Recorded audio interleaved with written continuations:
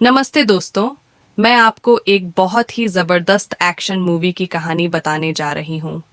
कहानी पूरी सुनना, और अगर आप इस चैनल पर नए हो तो सब्सक्राइब जरूर कर लेना और वीडियो को लाइक भी करना। तो चलो बिना देर किए कहानी शुरू करते हैं। मूवी की शुरुआत में हमें 4 तरह के गांजा पौधों के बारे में बताया जाता है। इनमें से शीलवती नाम का गांजा सबसे ज्यादा डिमांड में था। इस पौधे को ओसा की पहाड़ियों के बीच ईस्टर्न घाट में उगाया जाता था। उस घाट के आसपास के गांवों में लोग सिर्फ गांजा ही उगाते थे और उसी का बिजनेस करते थे। गांव में कोई और काम नहीं करता था। वे रोज करीब 150 किलो गांजा अपने कंधों पर उठाकर एक जगह से दूसरी जगह ले जाते थे। इस दौरान कई बार कुछ लोग मर भी जाते थे, लेकिन फिर भी वे यह काम जारी रखते थे क्योंकि यही उनकी आमदनी का जरिया था। स्कूल और कॉलेज के बच्चे भी गांजा पीकर अपने माता पिता तक के खिलाफ हो जाते थे। गांजा की वजह से देश भर में यह खबर बहुत फैल गई थी। अब कहानी में एंट्री होती है पुलिस ऑफिसर विश्वा की। वह आंध्र प्रदेश ओसा बॉर्डर पर एक वैन को चेक करता है।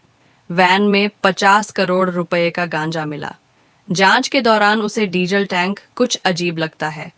जब वह अंदर का लिक्विड टेस्ट करता है तो पता चलता है कि वह गांजा का रस है, यानी इसे लिक्विड फॉर्म में बदलकर ट्रांसपोर्ट किया जा रहा था। विश्वा इस केस को बहुत सीरियसली लेता है और इसकी तह तक जाने की ठानता है। अब कहानी में आते हैं नायडू ब्रदर्स, जो गांजा डिस्ट्रीब्यूशन करते थे। इनमें से कुंदुला नायडू बहुत हिंसक था। अगर कोई उसकी जानकारी के बिना शीलवती गांजा ट्रांसपोर्ट करता था तो वह उन्हें बेरहमी से मार डालता था। एक दिन उसे पता चलता है कि एक गांव में कुछ लोग शीलवती के पौधे उगा रहे हैं। वह जाकर उस आदमी को धमकाता है।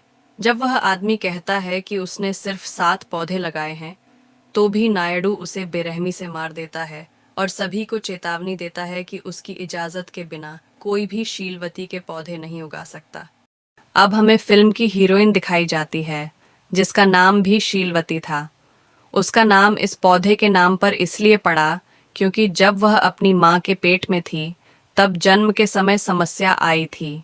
उस समय गांव वालों ने शीलवती गांजा जलाकर उसका धुआं उसकी माँ को दिया था। उसकी माँ तो मर गई, लेकिन शीलवती सुरक्षित पैदा हो गई, इसलिए उसका नाम उसी पौधे पर रखा गया।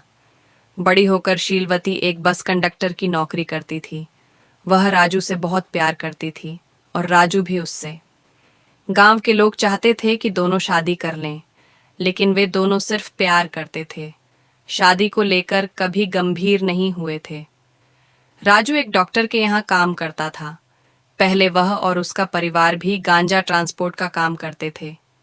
एक दिन जब वह अपने पिता के साथ गांजा ले जा रहा था, पुलिस ने पकड़ लिया। झड़प में राजू के पिता की मौत हो गई। इस सदमे के बाद राजू ने वह काम छोड़ दिया और आगे पढ़ाई करके एक लैब में टेक्नीशियन बन गया।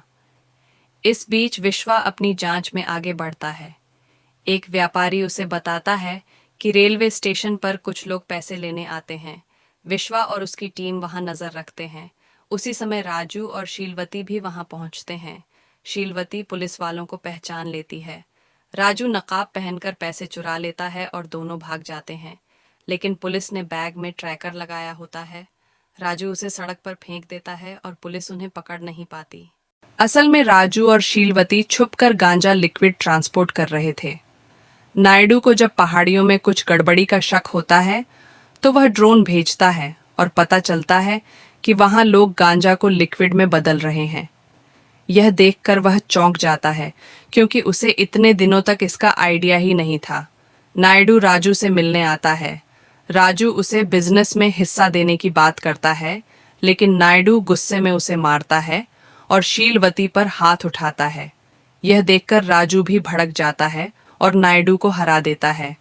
असल में राजू और उसकी टीम ने बिना किसी सपोर्ट के 140 करोड़ का प्रॉफिट कमाया था। वे लिक्विड गांजा दूसरे देशों में सप्लाई कर रहे थे। बाद में नायडू भी विदेशी डीलर्स के साथ मिलकर इस बिजनेस में शामिल हो जाता है। आगे कहानी में कई मोड़ आते हैं। नायडू के भाई और विदेशी पार्टनर्स इस लिक्विड को टेस्ट करते हैं और बहुत प्रभावित होते हैं। गांव में शादी का माहौल बनता है, लेकिन नायडू हमला कर देता है। वह गांव में हत्याएं करता है, शीलवती को पकड़ लेता है, उसके सामने राजू की हत्या कर देता है और उसे बांधकर छोड़ जाता है। असल में राजू और शीलवती छुपकर गांजा लिक्विड ट्रांसपोर्ट कर रहे थे। नायडू को जब पहाड़ियों में कुछ गड़बड़ी का शक होता है तो वह ड्रोन भेजता है और पता चलता है कि वहां लोग गांजा को लिक्विड में बदल रहे हैं। यह देखकर वह चौंक जाता है क्योंकि उसे इतने दिनों तक इसका आइडिया ही नहीं था। नायडू राजू से मिलने आता है। राजू उसे बिजनेस में हिस्सा देने की बात करता है, लेकिन नायडू गुस्से में उसे मारता है और शीलवती पर हाथ उठाता है। यह देखकर राजू भी भड़क जाता है और नायडू को हरा देता है। असल में राजू और उसकी टीम ने बिना किसी सपोर्ट के 140 करोड़ का प्रॉफिट कमाया था। वे लिक्विड गांजा दूसरे देशों में सप्लाई कर रहे थे। बाद में नायडू भी विदेशी डीलर्स के साथ मिलकर इस बिजनेस में शामिल हो जाता है। आगे कहानी में कई मोड़ आते हैं। नायडू के भाई और विदेशी पार्टनर्स इस लिक्विड को टेस्ट करते हैं और बहुत प्रभावित होते हैं। गांव में शादी का माहौल बनता है, लेकिन नायडू हमला कर देता है। वह गांव में हत्याएं करता है, शीलवती को पकड़ लेता है, उसके सामने राजू की हत्या कर देता है और उसे बांधकर छोड़ जाता है। राजू की मौत के बाद शीलवती बदला लेने की ठानती है। वह गांजा की लैब जलाती है, नायडू के आदमियों को खत्म करती है और धीरे धीरे पूरा नेटवर्क तोड़ देती है। वह गांव वालों से कहती है कि गांजा छोड़कर खेती और पढ़ाई पर ध्यान दें, लेकिन शुरू में कोई नहीं मानता। बाद में उसकी बातों से कुछ लोग प्रभावित होते हैं। नायडू फिर से हमला करता है। आखिरी मुकाबले में शीलवती गांजा के ढेर को आग लगा देती है और नायडू को उसी में गिरा देती है। नायडू जलकर मर जाता है। अंत में विश्वा भी शीलवती की मदद करता है। उसकी मदद से पूरे गांजा के नेटवर्क को खत्म कर दिया जाता है और इसी के साथ फिल्म खत्म हो जाती है।